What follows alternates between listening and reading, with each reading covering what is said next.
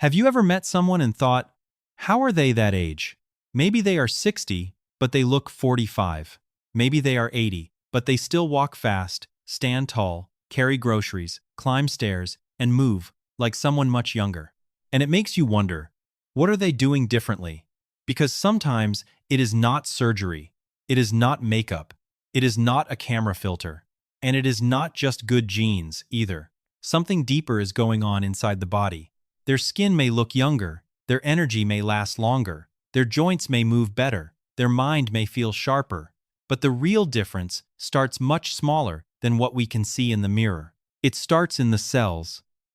Some bodies seem to run on a slower clock, not the clock on the wall, not the birthday on a driver's license, a different kind of clock, a biological clock. That is why two people can be the same age, but look and feel completely different. One person turns 60 and feels tired, stiff, inflamed, and older than expected. Another person turns 60 and still has strength, balance, energy, and a face that makes people say, "No way, you're that age." This does not mean one person is better than the other. It means their bodies may be receiving very different signals every day. Signals from food, signals from sleep, signals from movement, signals from stress, signals from connection, signals from the way they live, year after year. And over time, those signals add up.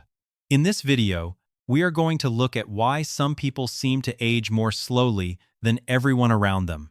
Not in a magical way, not in a fake anti-aging secret way, but in a real, biological way. Because the truth is, your body may not be aging only by years. It may be aging by patterns. Most of us think age is simple. You are born on a certain day. Every year, you have a birthday, and that number becomes your age. That is your chronological age. It is the age on your passport, your medical chart, your driver's license, and your birthday cake. But your body has another age. That age is called biological age. And this one is very different. Your biological age is not about how many years you have been alive. It is about how your body is actually working on the inside. It looks at your cells, your energy, your muscles, your blood sugar, your inflammation, your sleep, your recovery, and how well your body handles stress. That is why two people can both be 65, but their bodies tell two completely different stories. One person may wake up tired, feel stiff every morning, lose muscle, recover slowly, crave sugar all day, and feel worn down after small tasks. Another person, the same exact age, may walk every day, sleep on a steady schedule, keep their strength, recover faster, think clearly, and still feel steady in their own body. Same age on paper, different body on the inside. That is the part most people miss.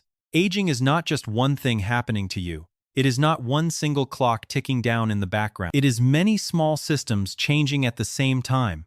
Your muscles age, your brain ages, your blood vessels age, your skin ages, your metabolism ages, your immune system ages, even your ability to bounce back from stress ages. And they do not all age at the same speed. That is why someone can look young but feel exhausted, or look older but still be strong and active. The outside does not always tell the whole story. Researchers have found that biological age can be years younger or years older than chronological age. Sometimes the gap can be 10, 15, even 20 years. That sounds shocking, but it makes sense when you think about real life. A person who moves often, sleeps well, eats on a steady rhythm, keeps muscle, manages stress, and stays socially connected is giving their body a very different message than someone who is always sitting, always snacking, sleeping at random hours, living under stress, and feeling isolated. The body listens to those messages, not once, not for 1 week, but every day, for years. And that is why biological age matters so much. Because it reminds us that aging is not only about time passing, it is also about how your body responds to the life you live. Here is where most people get aging wrong. They think aging is one big clock. Like your body has a timer inside it, and every birthday, that timer just moves forward, 1 year older, a little slower, a little weaker, a little more tired. But that is not really how it works. Aging is not one thing. It is many things happening at the same time. Your metabolism changes, your muscles change, your sleep changes, your immune system changes, your stress response changes, your inflammation level changes, your daily rhythm changes. Even your relationships can affect how your body feels and recovers. And here is the important part. These systems do not all age at the same speed. You may know someone whose face still looks young, but they get exhausted walking upstairs. That may be a muscle and energy problem. Someone else may still be strong, but they sleep badly every night. That is a different system. Another person may eat well and exercise, but they live under non-stop stress. Their body may still be aging faster because it never gets a real chance to calm down. This is why aging can look so different from person to person. It is not just about wrinkles. It is not just about weight. It is not just about how many steps you take. It is the whole system. Food timing affects your metabolism. Movement affects your muscles and your energy. Sleep affects repair. Stress affects inflammation. Social connection affects your nervous system. Your daily schedule affects your internal clock. Everything talks to everything else. That is why one perfect habit is usually not enough. You can eat healthy, but if you never sleep well, your body still pays a price. You can exercise hard, but if you are stressed all day and never recover, your body still feels older. You can take supplements, but if your muscles are disappearing, your energy will still drop. People who age slowly are not doing one magical thing. They are usually doing several simple things fairly well, for a long time. That is what makes the difference. Not perfection, not extreme discipline, not some secret only rich people can afford. Just a body getting better signals day after day. And once you understand that, the 7 patterns we are about to talk about make a lot more sense. The first thing people who age slowly seem to do differently starts deep inside the cells. It is called autophagy. That word sounds complicated, but the idea is pretty simple. Think of your body like a house. Every day, things get used, things get messy, dust builds up, dishes pile up, old boxes sit in the corner, something breaks, but nobody fixes it right away. For a while, the house still looks fine. You can still walk through it. You can still cook in the kitchen. You can still sit in the living room. But if nobody ever cleans, the mess slowly takes over. That is what can happen inside your cells. Your cells are working all day, every day. They make energy. They repair tissue. They deal with stress. They process food. They keep you alive without you even thinking about it. But as they work, they also create waste, old proteins, damaged parts, broken little pieces of cellular machinery. Things that once had a job, but now are just taking up space. Autophagy is your body's cleanup system. It finds the old, damaged stuff. It breaks it down. Then it recycles what it can use again. In a healthy body, this process is always happening a little bit. But in people who seem to age more slowly, this cleanup may happen more often and more effectively. Their cells do not let the junk pile up as easily. And no, this does not mean their cells are magical. It usually means their daily life gives the body more chances to turn that cleanup system on. One of the biggest signals is a real gap between meals. Not starving yourself, not doing anything extreme. Just giving your body a break from constant food. Because every time you eat, especially if you snack all day or drink sweetened drinks, your body gets the message that fuel is always coming in. When fuel is always coming in, cleanup slows down. The body is busy processing. But when there is a quiet stretch with no food, especially overnight, the body has a chance to switch gears. It can stop handling new fuel for a while and start doing maintenance. That is why simple meal gaps matter. A dinner that ends earlier. No late-night snacking. A real pause before breakfast. These small things can send a different signal to your cells. Movement helps too, not punishment. Not trying to destroy yourself in the gym, just enough physical challenge to make the body pay attention.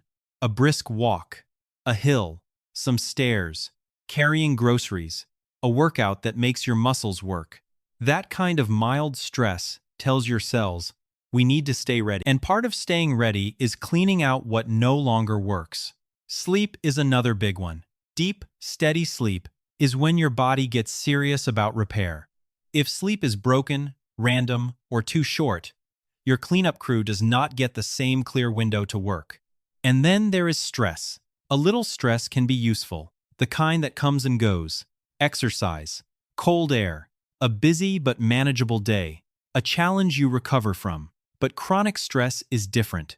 When your body feels stressed all the time, it does not feel safe enough to repair deeply. It stays on alert. And a body that is always on alert has a harder time doing quiet maintenance. This is why people who age well often have a rhythm to their lives. They eat, then they stop eating. They move, then they recover. They work, then they rest. They sleep in a steady pattern. They are not feeding the body all day and stressing it all night. That rhythm matters, because your cells are not asking for perfection. They are asking for time. Time without food coming in. Time with real movement. Time with deep sleep. Time away from non-stop stress. That is how the house gets cleaned. Not once, not overnight, but little by little, day after day. And over the years, that can make a body feel very different from one that never gets a chance to reset. So, what does this actually look like in daily life? Because it is easy to hear the word autophagy and think it has to be complicated, it does not. For most people, the first step is simply this: stop eating all day long, not in a harsh way, not in a diet culture way. Just give your body some space. A lot of people wake up, eat breakfast, sip coffee with sugar, grab a snack, eat lunch, snack again, drink something sweet, eat dinner, then snack at night. From morning to bedtime, the body never really gets a break. And if food keeps coming in, the body keeps processing. It does not get much time to clean up. A simple place to start is the overnight gap. If it fits your health situation, try leaving about 12 hours between your last meal at night and your first meal the next morning. For example, if you finish dinner at 7 p.m., breakfast around 7 a.m. gives your body a clean break. Some people may do well with 13, 14, or even 16 hours. But you do not need to force it, and you should not push it if you have diabetes, take medication, feel weak, or your doctor has told you to eat on a schedule. The point is not to suffer. The point is to stop grazing. And here is something important. A little hunger is not always an emergency. Many of us have trained ourselves to panic the moment we feel slightly hungry. But sometimes that mild hunger is just your body switching gears. It does not mean something is wrong. You can notice it, drink water, stay calm, and see how your body feels. Movement helps too. You do not need a fancy gym. A brisk walk counts. Stairs count. Light resistance training counts. Yard work counts. Anything that makes your muscles work and your breathing pick up a little can help tell your body, stay strong, stay ready. Then, protect your sleep. A cool, dark room can make a real difference.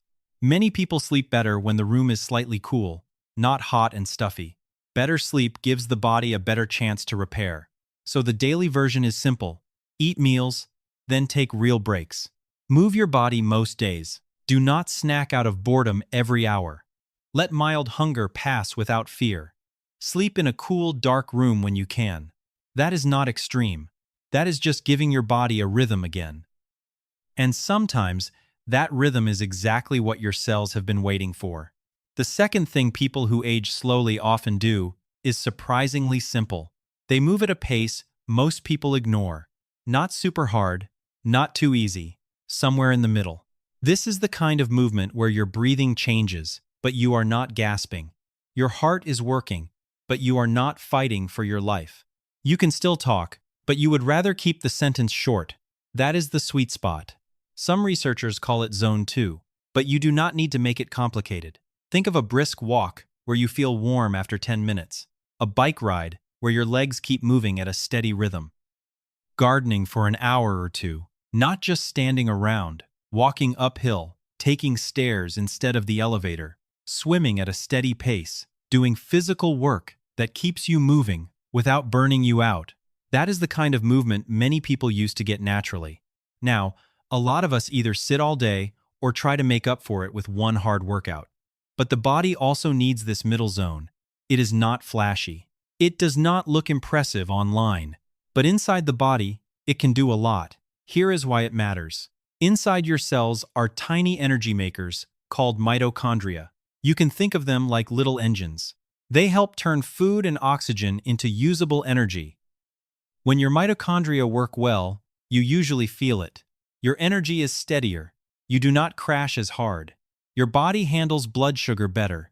You recover more smoothly. You can keep going without feeling drained so fast.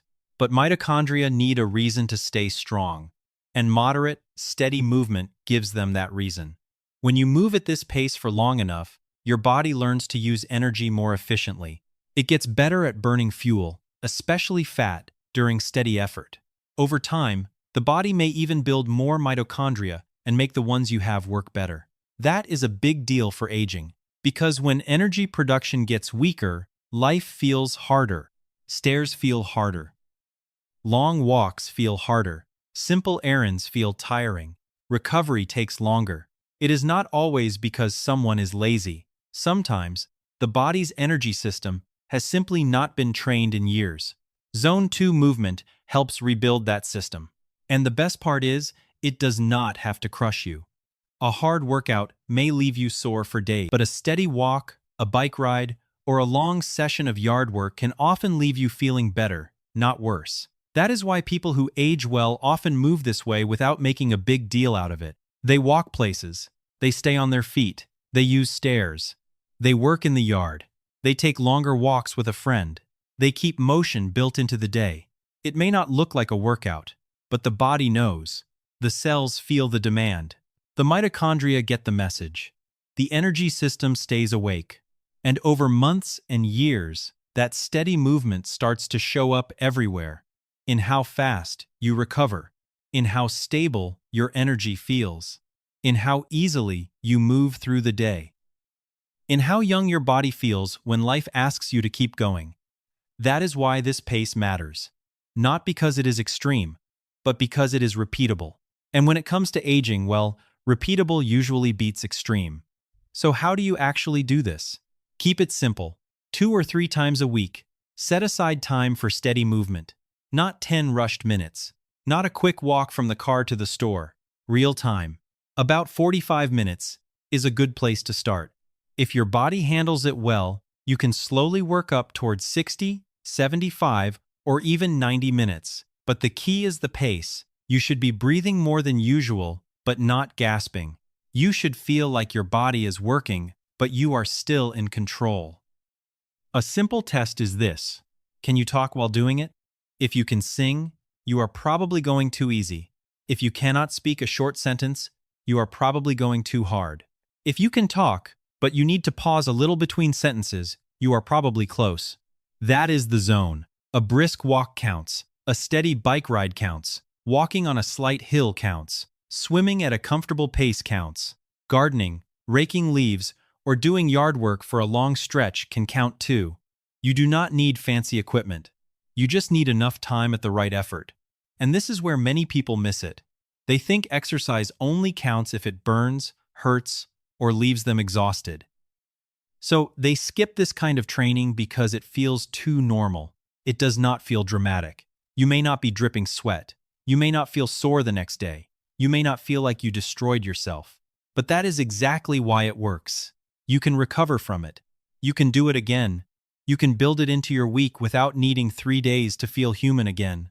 That matters, especially as you get older. Because the goal is not to punish your body. The goal is to train your energy system to stay strong. Start where you are. If 45 minutes feels like too much, begin with 20 or 30.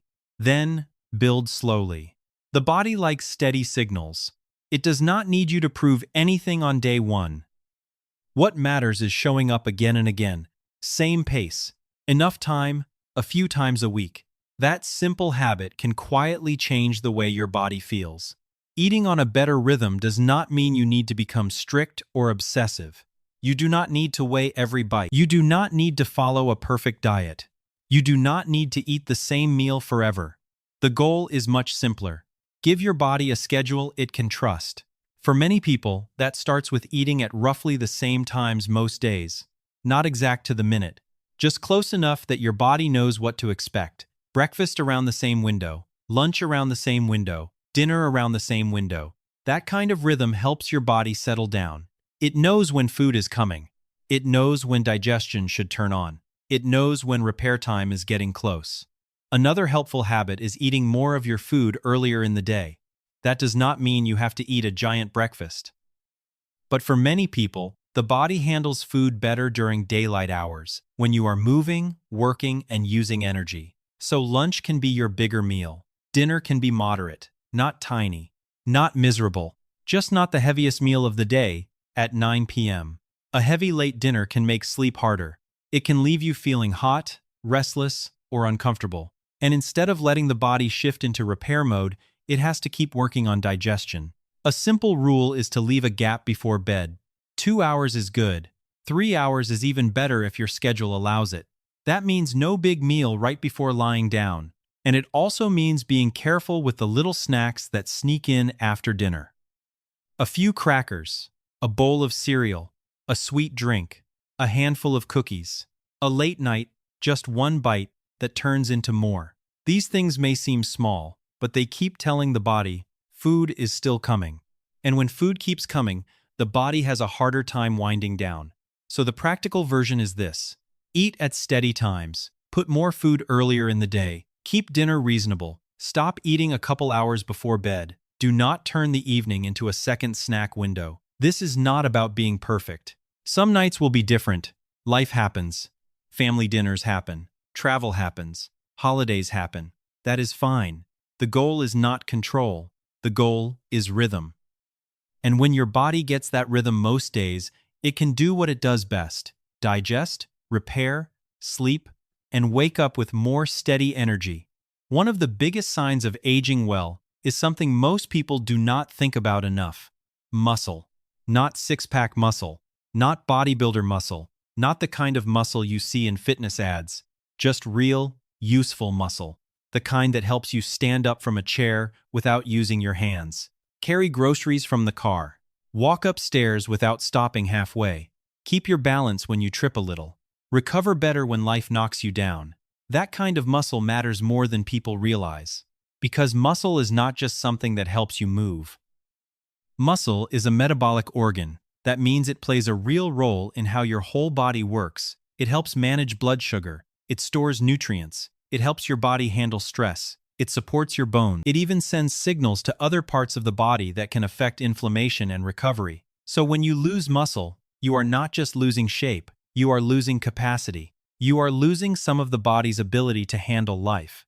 And this is where aging can sneak up on people. After middle age, muscle loss can start quietly. A little less strength here, a little less balance there. Stairs feel harder. Lifting things feels heavier. Getting up from the floor feels like a whole event. At first, people may not notice it. They just start avoiding things. They take the elevator more. They stop carrying heavy bags. They sit more. They move less. They tell themselves, well, I'm just getting older. But often, it is not only age. It is lack of challenge. Muscle is like a savings account. If you never put anything into it, the balance slowly goes down. You may not feel it right away, but one day you need that balance, and it is not there. You get sick, you fall, you have surgery, you go through a stressful season, and suddenly the body has very little reserve. But when you train your muscles, even modestly, you keep making deposits. A walk is good, but walking alone is not always enough. Your muscles also need resistance. They need to push, pull, lift, carry, squat, and work against some kind of load. That does not mean you need to become a gym person. It can be weights. It can be resistance bands. It can be bodyweight exercises. It can be carrying groceries. It can be climbing stairs. It can be getting up and down from a chair with control. The point is simple. Your muscles need to feel that they are still needed. And here is the hopeful part. It is not too late. Muscle can respond at 50. It can respond at 60. It can respond at 70. Even people in their 80s can gain strength when they train safely and consistently. Maybe the response is slower than it was at 25. That is true. But slower does not mean impossible. The body still listens. When you ask your muscles to work, they send a message back. Okay, we still matter. And that message affects more than strength. It affects blood sugar, energy, balance, confidence, and the way you move through daily life. This is why people who age well usually keep some kind of strength in their routine. They lift things, they carry things, they climb things, they use their legs, they keep asking the body to stay capable, not once in a while, regularly. Because muscle is one of the best forms of retirement savings your body has, you may not notice every small deposit. But years later, when you can still get up easily, walk steadily, recover faster, and live with more freedom, that account matters. Keeping muscle after 50 does not mean you have to train like an athlete. You do not need to lift huge weights. You do not need to spend 2 hours in a gym. You do not need to look like someone on a fitness magazine. You just need to remind your muscles that they still have a job. That is the real key. After 50, the body needs regular strength signals. If you stop using your muscles, they slowly shrink. If you challenge them, they usually respond.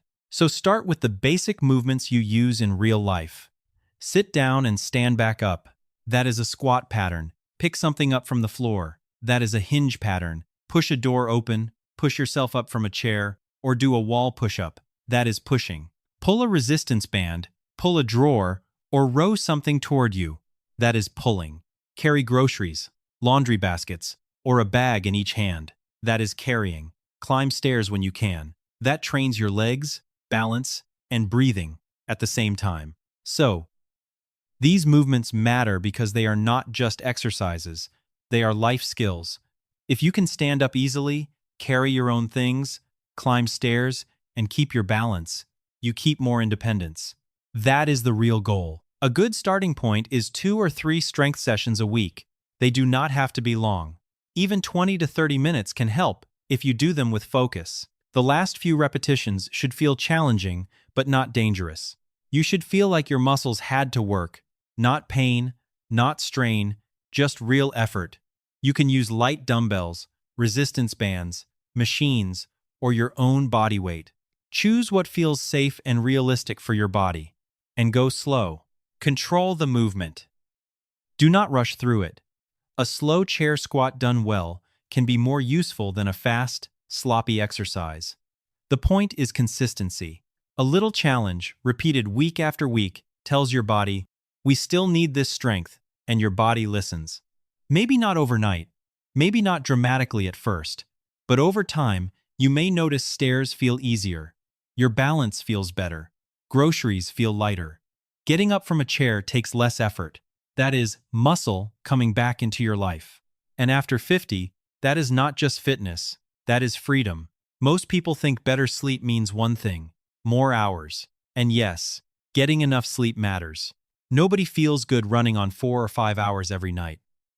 But there is another part of sleep that people overlook: consistency.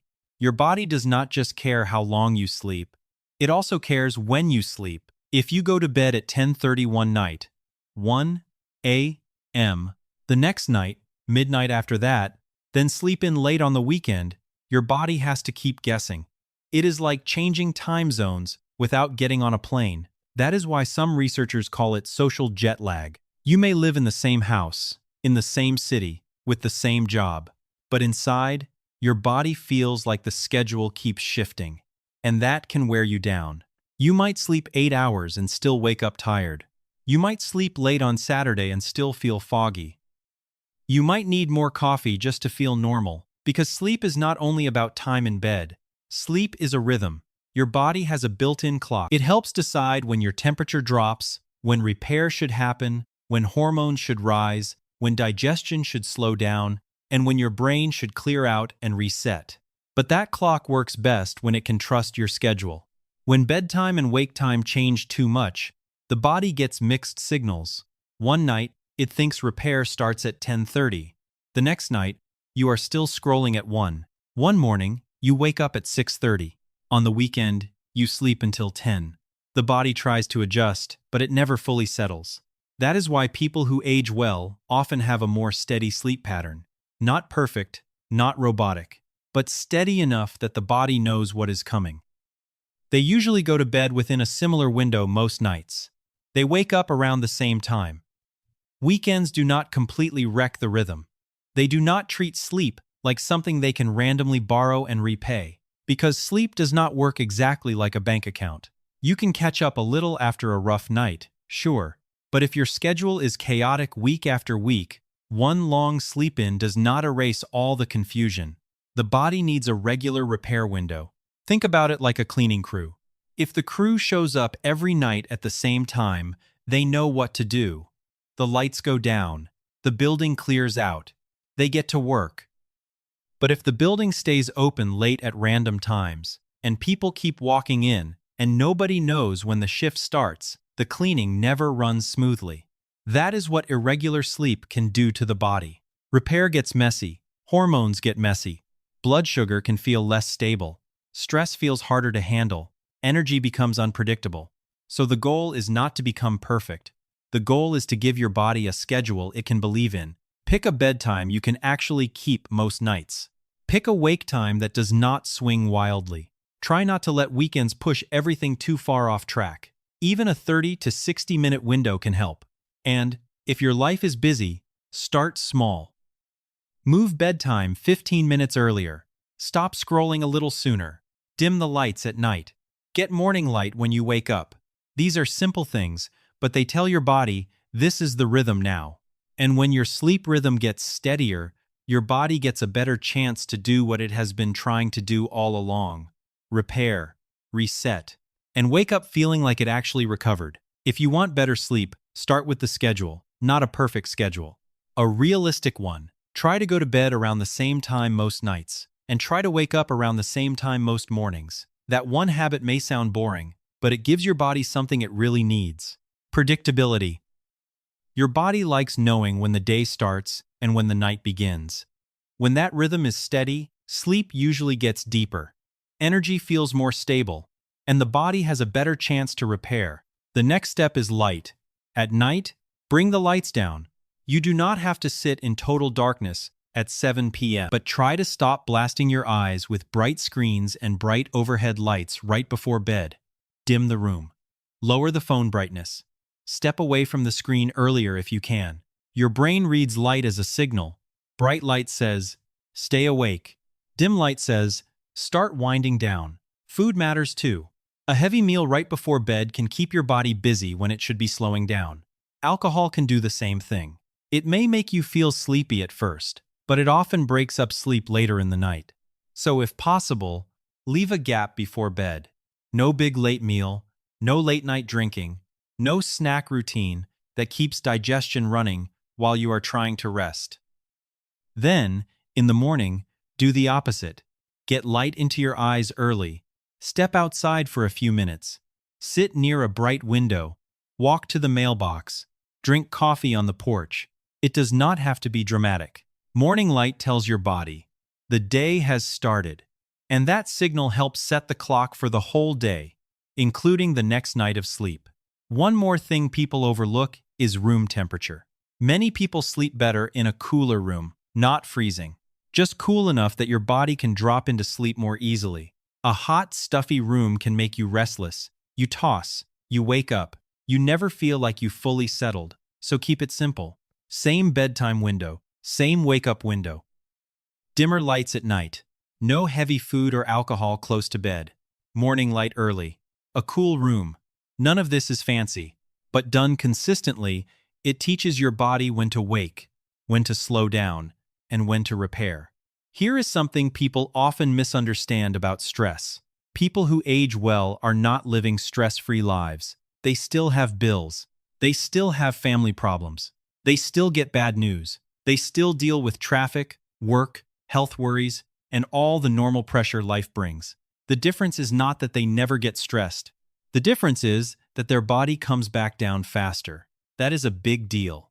When something stressful happens, your body reacts for a reason. Your heart beats faster. Your breathing changes. Your muscles tighten. Your brain gets more alert. Your body releases stress hormones like cortisol. In the short term, that response can help you. It helps you focus. It helps you react. It helps you handle a challenge. So stress itself is not always the enemy. The real problem is when your body stays stuck there. A stressful phone call happens in the morning, but your body is still tense at lunch. Then, another problem comes in the afternoon. Then another one at night. And before you know it, your nervous system never really gets a chance to settle. That is when stress becomes wear and tear. It is like driving a car with the engine always revving. Even when you are stopped at a red light, the engine is still screaming. The car may keep moving for a while, but it is not running peacefully. Something is going to wear down faster. Your body is similar. If cortisol stays a little too high for too long, it can affect sleep, blood sugar, cravings, inflammation, belly fat, mood, and recovery. You may feel wired and tired at the same time. You may lie in bed exhausted, but your mind will not turn off. That is not weakness. That is a nervous system that has not been given enough time to come back to baseline. People who age more slowly usually have better recovery between stressors. Their stress response turns on when needed, then turns off when the moment passes. They do not carry every problem in their body for the rest of the day. One simple way researchers look at this is through something called heart rate variability, or HRV. It sounds technical, but the idea is simple. Your heart is not supposed to beat like a machine with the exact same gap between every beat. A healthy nervous system has a little flexibility. It can speed up when you need action and slow down when you need rest. Higher HRV usually means your body can shift between stress and recovery more easily. Lower HRV can mean the body is stuck in one mode, often the on-alert mode. You do not need to obsess over the number. The lesson is what matters. Your body needs practice coming down. Slow breathing helps. Walking outside helps. Quiet time helps. Real rest helps. Being with safe, calm people helps. Doing one thing at a time helps. Even 5 minutes of slow breathing can tell your nervous system, 2, the danger has passed. You can stand down now. And that message matters, because aging is not only about what happens to you, it is also about how long your body stays activated after it happens. Stress will come. That part is life. But if you can teach your body to recover, reset, and return to calm more often, you reduce the load it carries every day. And over the years, that can change the way your body ages. If your body is always on alert, you have to teach it how to come down, not once in a while. Every day, in small ways. One of the simplest tools is slow breathing. It sounds too easy, but it works because your breath talks directly to your nervous system. When you slow your breathing down, your body starts to get the message that you are not in danger right now. Try this. Breathe in slowly. Breathe out a little longer. Do that for a few minutes. You do not need candles, music, or a perfect quiet room. You can do it in your car, before walking into the house. You can do it before bed. You can do it after a stressful phone call. Just give your body a signal to step down. Going outside helps too. A short walk, sitting on the porch, standing in the sun for a few minutes, looking at trees instead of a screen. These things may seem small, but the body often settles faster when it is in a natural environment. And yes, screens matter. A real break is not sitting down with your phone and scrolling for 30 minutes. That may feel like rest, but your brain is still being pulled, poked, and triggered. Real rest has less noise, no screen, no arguing online, no news loop, no constant stimulation. Maybe you read a few pages. Maybe you sit quietly. Maybe you stretch.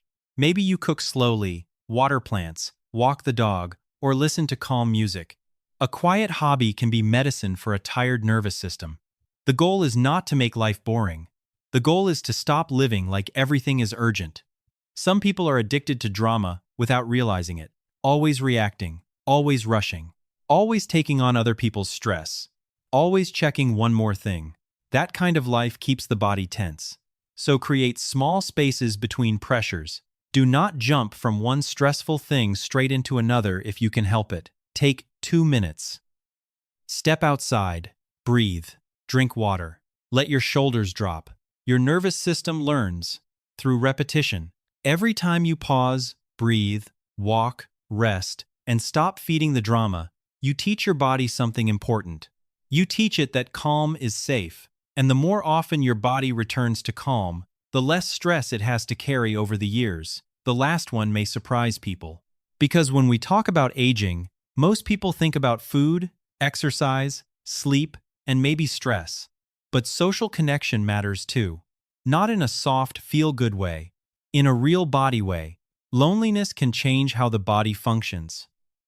When a person feels isolated for a long time, the body can start acting like it is under constant stress. Cortisol can stay higher. Inflammation can rise. The immune system may not work as well. Sleep can get worse. Recovery can feel slower. And over time, that kind of stress leaves a mark. You may have seen this in real life. Someone goes through a long season of loneliness, grief, or isolation, and they seem to age faster. Their face changes. Their energy drops. They stop moving as much. They stop caring for themselves in the same way. It is not because they are weak. It is because the human body was not built to live disconnected. We are wired for people, not crowds, not followers, not likes, not small talk with strangers all day. Real connection, the kind where you can sit with someone and not perform. The kind where you can say, what is actually going on? The kind where someone knows your name, your habits, your worries, your story. That kind of connection tells the nervous system, you are not alone. And that message can calm the body. People who age well often have this in some form. They may not have a huge social circle. In fact, many do not. But they usually have a few steady relationships. A spouse, a close friend, a sibling, a walking group, a church community, a neighbor they actually talk to, a weekly meal with family. The number is not the point.